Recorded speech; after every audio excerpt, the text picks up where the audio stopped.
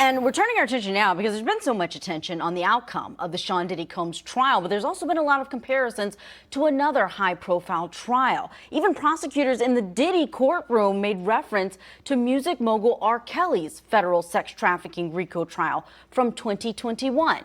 You'll recall that the I Believe I Can Fly singer was convicted by a New York jury and is now serving a 30-year sentence for that. So we have here a very special guest to discuss how these cases match up, if at all. Someone who knows exactly what it's like to defend a music star in this type of trial. We have trial attorney Thomas Farinella with us. Thomas, thank you for being here and joining us to talk about this case. You represented Robert Sylvester Kelly in his 2021 RICO trial. It was many weeks long, like this one. I was inside of that courtroom for that case, so I saw firsthand you defending your client. I want to know what your reaction was to this indictment. 4 years after your client went to trial and was convicted, Diddy's attorney said this is the first time no one has ever been treated under these laws like our client has. But I wonder if you agree with that, or would you say that your client was the first to use RICO or to have RICO used against him like this?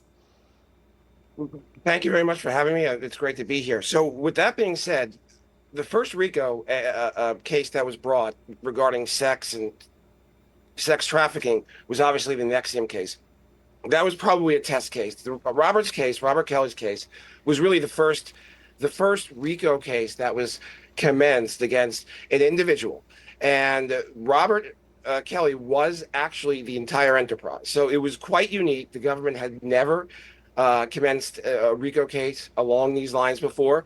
And it's been quite highlighted that after the fact that, this very unique set of facts were actually tried and the government was successful. So I would say that Robert's case was really the first case. And during the trial, I often argued that if in fact this was going to be able to happen to Robert, that gives the government carte blanche to go after whomever else they wish to go after. And here we are. Here we are indeed. I want to know what you think about whether or not this case that the prosecution is bringing against Sean Diddy Combs is stronger from a defense point, or if it's weaker, or if you think that this was an overreach in terms of the RICO used in the Diddy Combs case. Well, so there's a lot of similarities. There's a couple of distinctions. In this case, the main distinction obviously is the drugs and the arson, the bribery. There was also witness intimidation in Robert's case, and then obviously the Aaliyah issues. But so in this particular case, they're very similar. But more importantly, you see, the problem is that they are essentially criminalizing normal behavior. Right? Everyday normal behavior, consenting sexual adult relationships. And I said this even during Robert's case.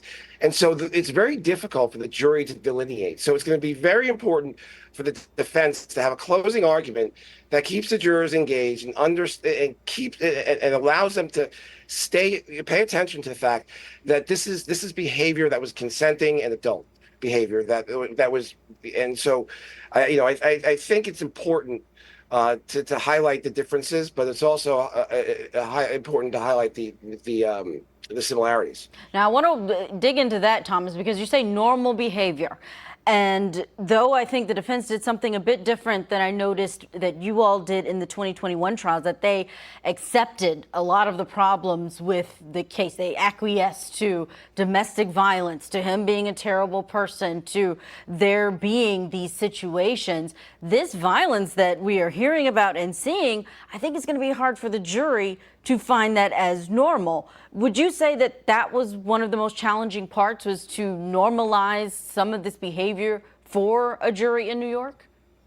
And as a lawyer, I should have probably chose my words a little bit better. And when I mean normal, I mean behavior that is not illegal in terms of, it's the underlying actions. Now, the domestic assault is not normal behavior. It's unacceptable. And I think the defense came out, they conceded it, and you have to just get it out there and put it behind you.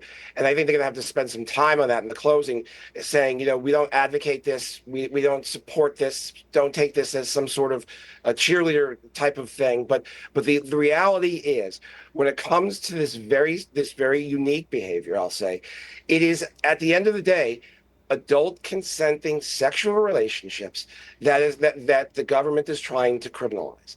And the same thing happened in Robert's case. And there's so many similarities in the sense that there were witnesses in Robert's case that said that they were going to be promised certain things if they stayed with him. There was an incentive. I mean, there were incentives, and there were items purchased for these people, and there was a lifestyle. And I think Dawn Hughes testified, I know in Robert's case, to this the financial abuse, because they're dependent on this person, the enterprise, or the person who's at the head of this, and so financially dependent, they were able to be financially manipulated.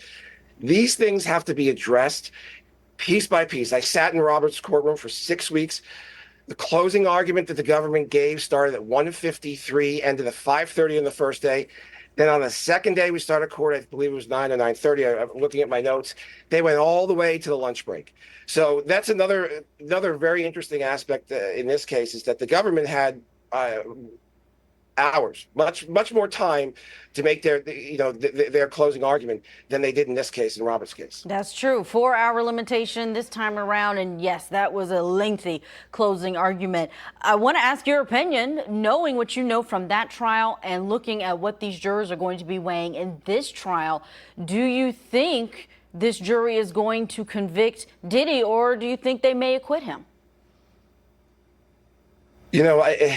It's going to depend on the closing argument. It's going to depend on what the jury hears. See, and the defense has, and the reason why I mentioned the length of the closing argument in Robert's case versus this case is because the defense and the government and the defense will have about the same amount of time. The jurors, after a 6-week-long jury being inside the courtroom, and we actually were doing it during COVID, so it was even more restrictive, masks and all this other stuff. 6 long weeks sitting there paying attention day in and day out. And then they had an 8-hour closing argument from the government.